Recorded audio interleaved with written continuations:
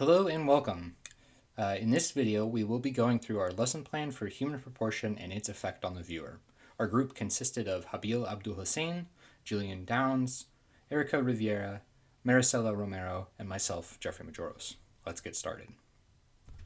So just to explain the format of our presentation, we have this slide here. Not everything we would be showing in our presentation is something that we would show to the students. So to differentiate them, the slides that are using a green border are specifically for this class. Along with any green text in our presentation, that is something we would not show to the students. They're specifically for this class presentation. And then speaking of which, let's go ahead and move on. So our group is all involved with the arts in one way, shape, or form. And initially we were planning on presenting in front of the class, so we wanted an activity that didn't require a lot of materials and didn't involve a lot of technical skill. We also thought it would be a good starting point for creating a lesson based on inclusivity. We wanted something that would be accessible to a wide range of modalities. And for that reason, drawing the exquisite corpse, an activity I will go into detail with later, this seemed like a good fit. All that's required of the class is a pencil and paper. Plus, all the results come out goofy anyways, so no one's finished piece is going to be better than anyone else's. To utilize this fairly simple activity within the scope of a high school art class, we use the activity as a vessel for a lesson about human proportions. Here we have some of the info off of our lesson plan that I will be relating back to throughout the presentation. Just to set the stage for our presentation, I do want to explain how our lesson will tie into the California state standards.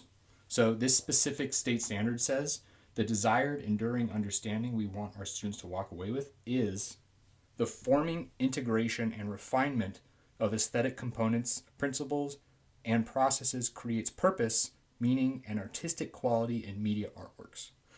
So now let's look at our lesson objective, then we'll tie it all together.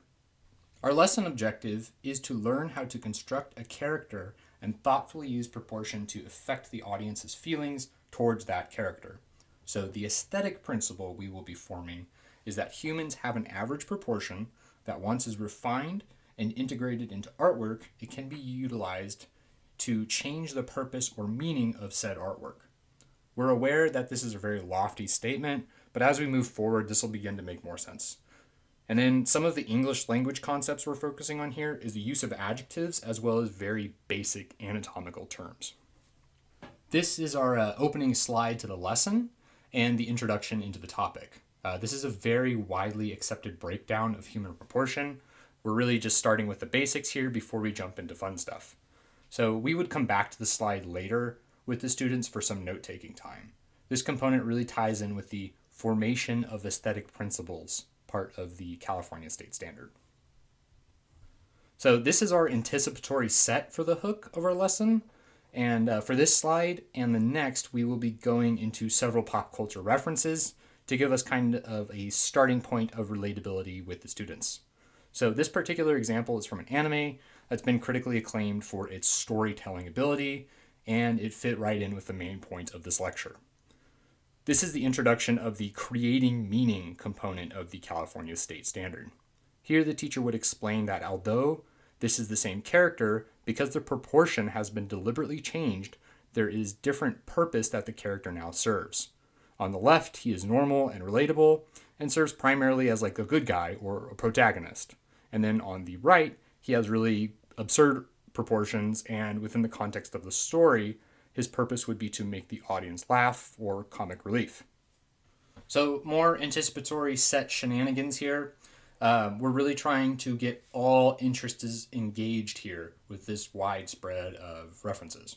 So each of these characters serves as a prime example of a trope that we would see in media. And although I won't go into each one right now, essentially what the teacher would do is go through each one and ask questions about the characters such as, do we think he's a good guy? Do we think this character is cute? Are they funny? And then therefore, what that's doing is associating that character's purpose in the story with a certain body proportion. Hopefully, during the exquisite corpse activity, we'll see the students utilizing the same techniques that the character designers used when creating these characters. So moving on. This slide is really just a reminder that there are exceptions to the rule. Sometimes storytellers play on these tropes by doing the opposite of what you anticipate. Also, when we think about things in three-dimensional space, it's a different ballgame. The rules still apply, but there's rules that we also need to consider as well, and that would just be a lesson for a different day. Finally, it's worth taking a moment to say that these tropes are used in movies and don't apply to real life. You're not supposed to never judge a book by its cover, and humans in real life are infinitely more complex. So next, we kind of just felt it was necessary to legitimize the silliness of the past few slides. And unfortunately, art is often seen as like a throwaway subject that's really just there to give students a break between other classes. But we do want our students to become effective communicators regardless of their chosen discipline. And really what we're trying to do here is give them those tools to communicate. Drawing may be our vessel here, but these concepts transcend the media arts and really just apply to any other discipline.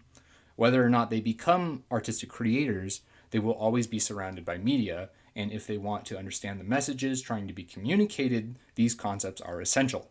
In less words, this is how culture would work. So yes, Yogi Bear is a legitimate teaching opportunity. After the anticipatory set with all the silly pop culture references, it's time to get back down to business and take some notes. So here we would be backtracking to that average human proportion slide that we opened up with, and we would have the students get ready to draw some basic human structure with us. The point of this isn't to build up technical skill, but just familiarize them with all the ratios they should be aware of. If they need rulers or drawing guides, that's completely fine. They will be made available. However, students who don't use them, get shiny gold stars or whatever.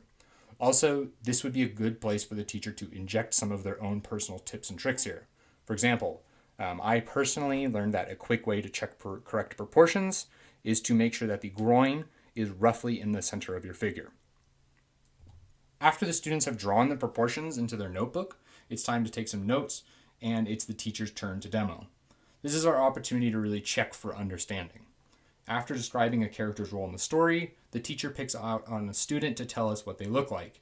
So the more open-ended the question here, the more challenging it would be for the student. There's a little bit of variation depending on the skill level.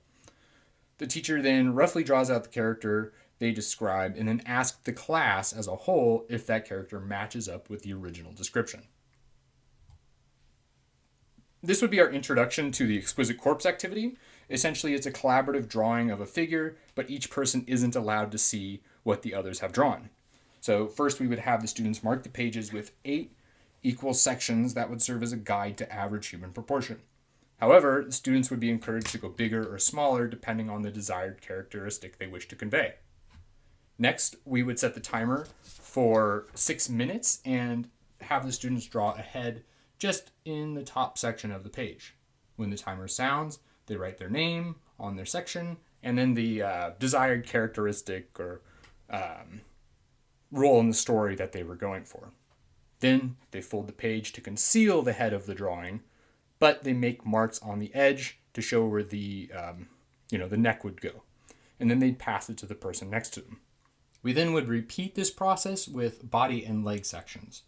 After, we would have the students reveal their collaborative drawings and give them a little time to get the giggles out and appreciate the monstrosities that they would have created. After that, the teacher could grab a few to show the class and highlight how some of the written characteristics coincide with what they drew. This is a chance for the teacher to reinforce the techniques discussed earlier with all of those pop culture references. And then finally, to wrap up the class, the teacher would go through this figure and do one last check for understanding. So I'll go ahead and show you here. There you go. We're really obviously checking for average human proportion, and as we get to it, the ratio here as well.